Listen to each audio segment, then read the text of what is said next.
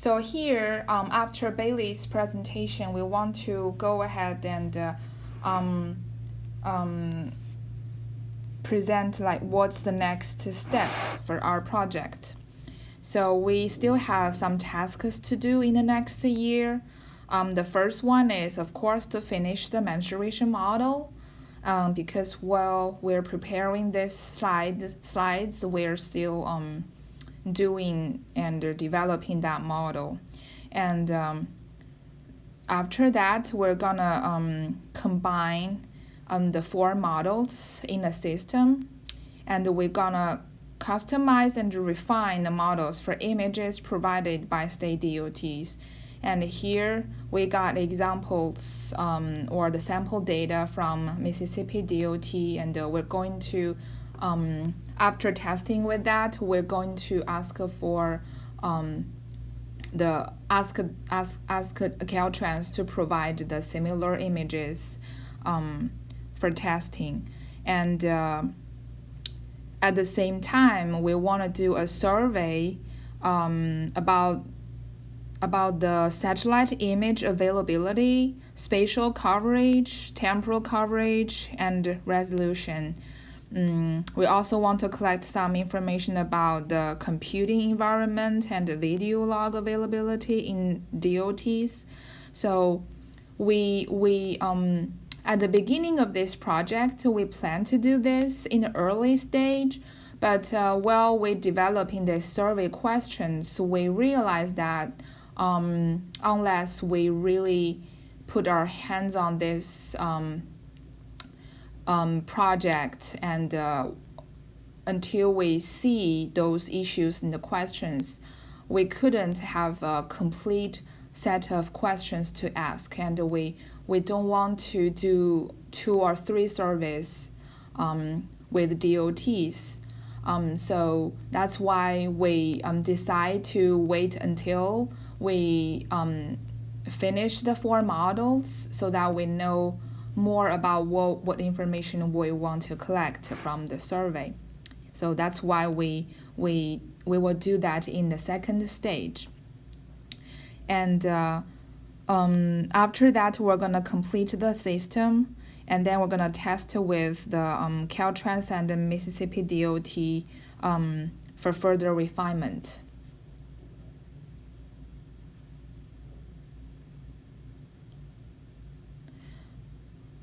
Okay, and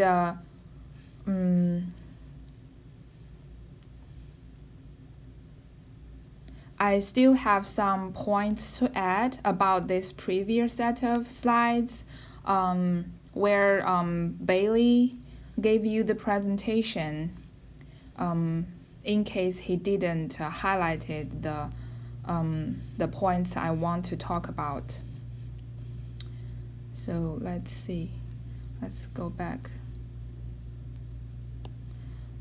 to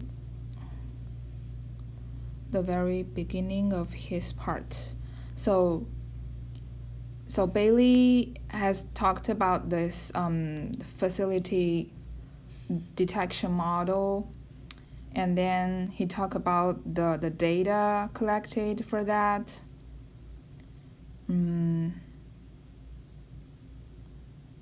And this is the machine learning method we use. So we start with VGG16. One reason is that's the one we have used in our publications where we detect the numbers and the tumor image for other projects. So that's the one we're familiar with.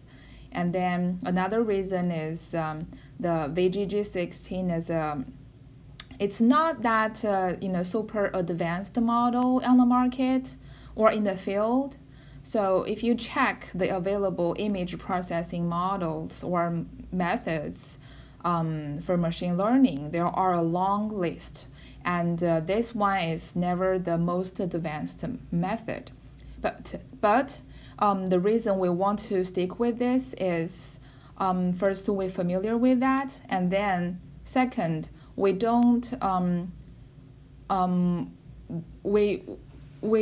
because those advanced models are used for very complicated process, like to detect the tumor or the size of the tumor, where the tumor can have very blurred or deformed abnormal boundaries, and you never have a good prediction about what kind of shape you're looking at.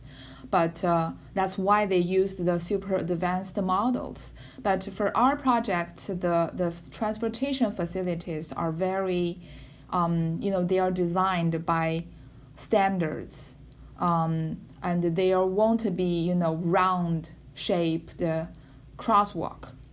So, which means the patterns and the shapes and the targets are pretty much easier than the other complicated targets. So, why do you want to use the super advanced model for such simple target? That's what we don't want to do.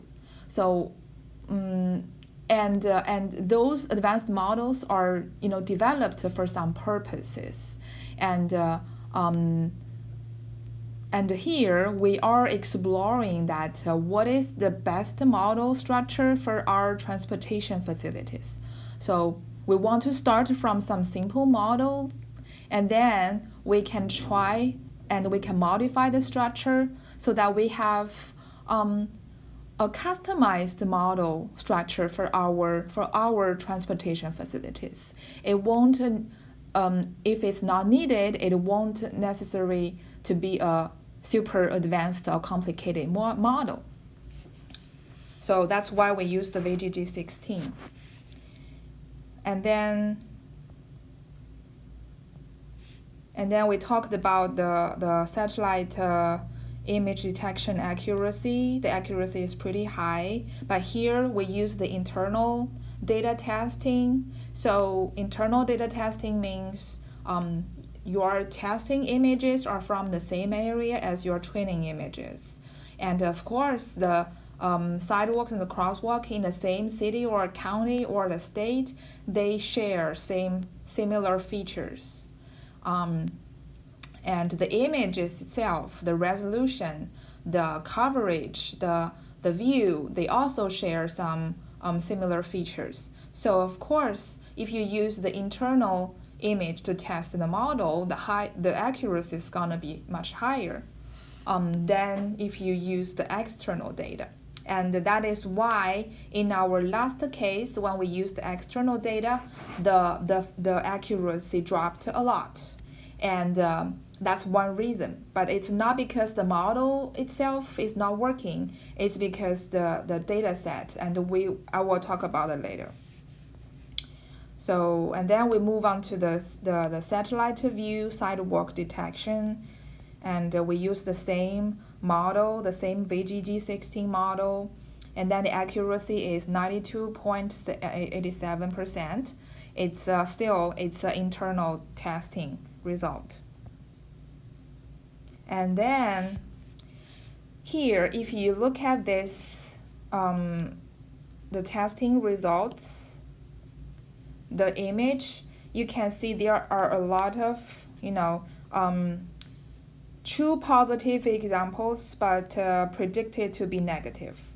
So actually, there are sidewalks in the image, but the machine detects it or classifies it as non-sidewalk.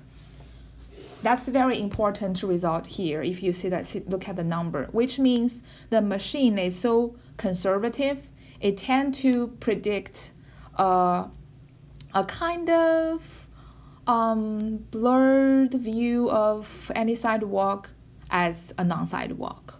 That's how we say it's conservative. And then the reason why the machine does that is the image, the sidewalk is more occluded than crosswalk because it's on the side of the road and there are buildings and the parked cars and the trees and furnitures on the side where you can have a very heavy occlusion. So naturally, the sidewalks are more occluded. So that's why we have such a big number of the of this, we call it false negative prediction. But that's also why we need to check the street view, why we need to develop the occlusion detection model, or our ground truth checking model. That's what we call it. So and here we have this method to help you double check the street view of occluded satellite view. And Bailey just presented that. Here is one example. And this view is occluded heavily, so the street detection model wouldn't tell if it's a sidewalk or crosswalk at all. And then, so here we have a satellite detection result. And then, so the result is 99%, the machine said 99% it's a negative result. So machine said 99% there is no crosswalk at all. Because this occlusion, we have to use the occlusion checking model to check the street view. So that's why we have this another set of results from the street view look. And the street view machine, the model tells us almost 100% there is a crosswalk. And here, the way we combine these two prediction results is to just sum the possibility or how confident the prediction is. So here you can see the final result is, okay, 99% it's negative, but more than 100% it's positive. So we said it's positive, so there is a crosswalk. So this shows you that the ground truth checking model is working. And here, the way we combine the two set of results is a question. Here we just use the soft merging technique, which is simply plus or sum the possibilities together. But we think in the next stage, we're gonna look for more complicated method. Like we will always give the street view results a higher weight, because we think the street view is a closer look and it has more accurate results, of course, than the satellite view. So that's one question we want to figure out in the next stage as well. But this slide just to show you right now the ground truth checking model, street view model is really working well.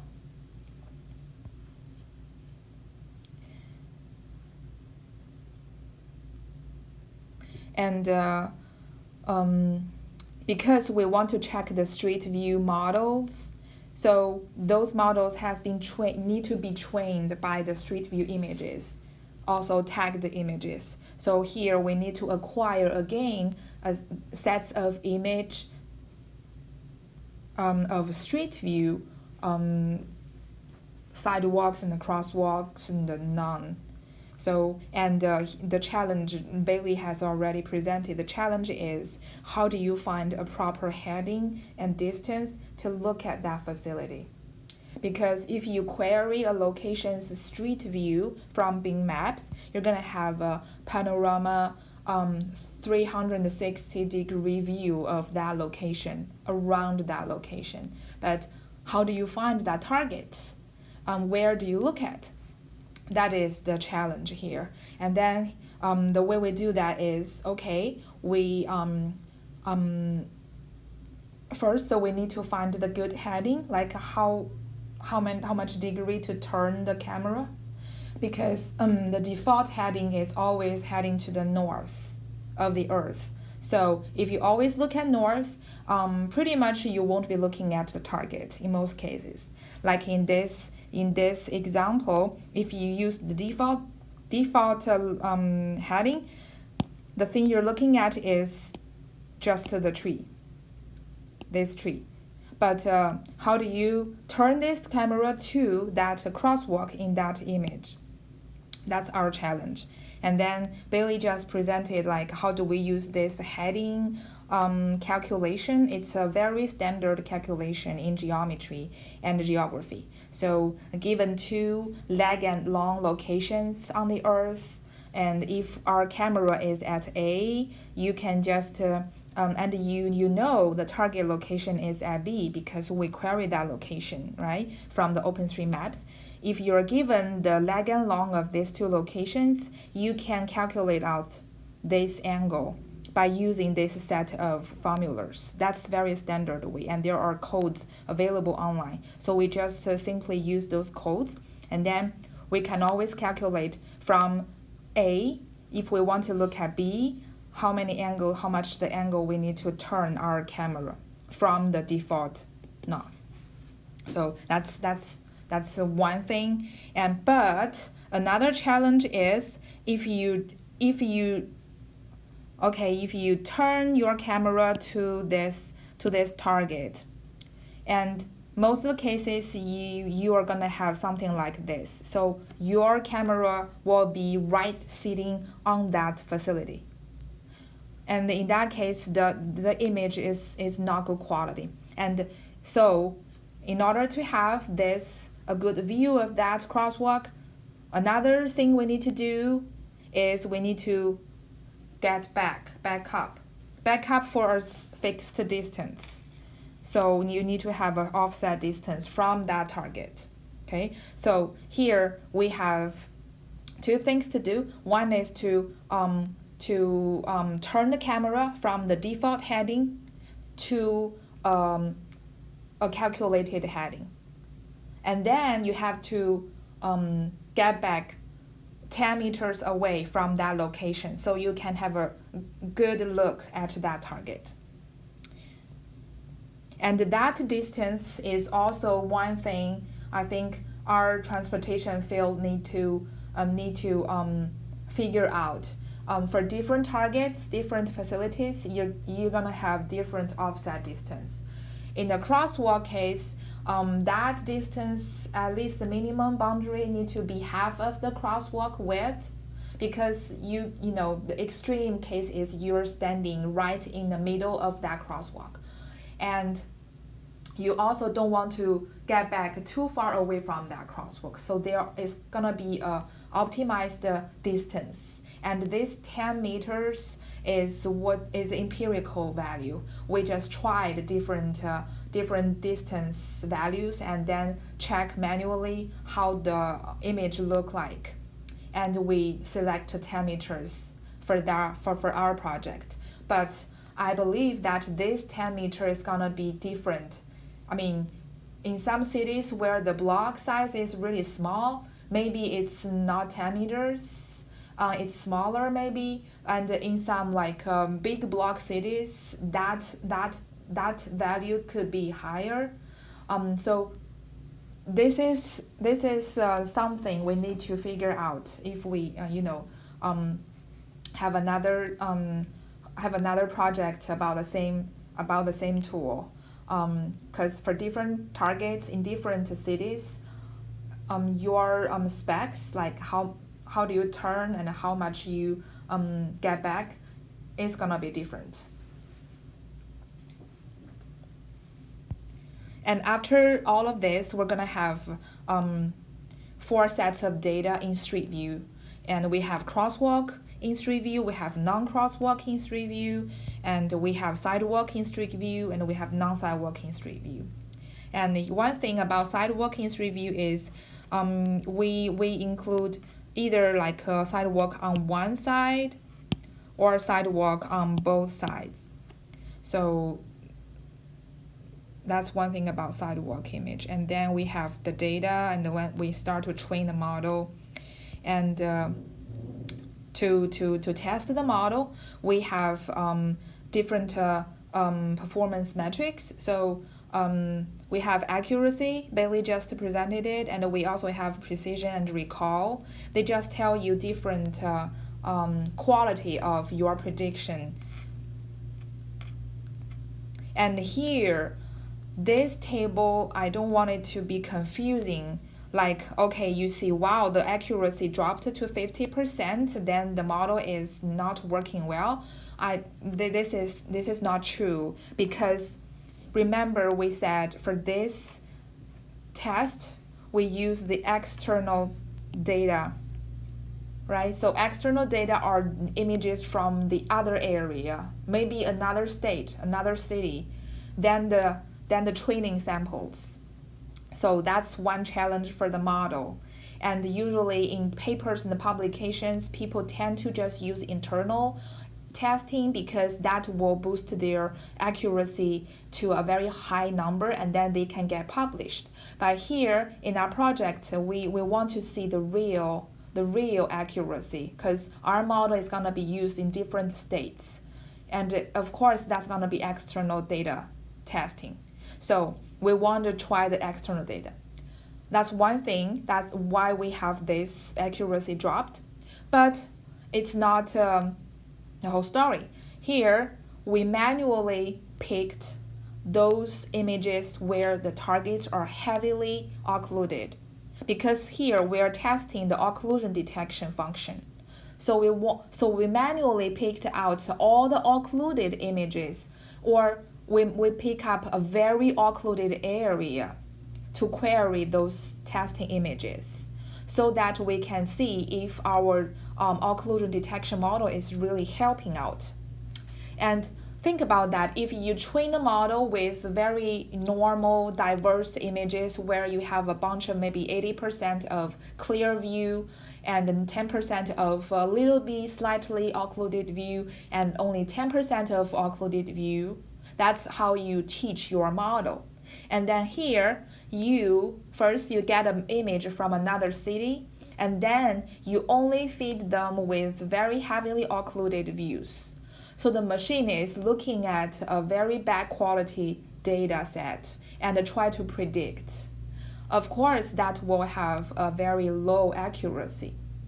And that's why we have this 55-59% accuracy in this external testing. And a third thing is this occlusion detection model is trained by a small data set. So the training data set size is also affecting this low accuracy. And but here, the thing we want to highlight it is a jump from 50% to 83%. And that 30% jump is thankful to the occlusion detection model, the method we proposed here.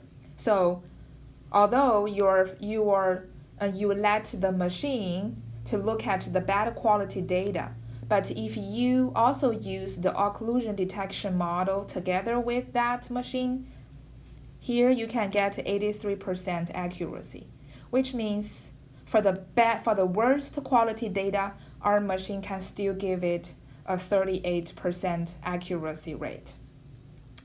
And this is really a good result to us.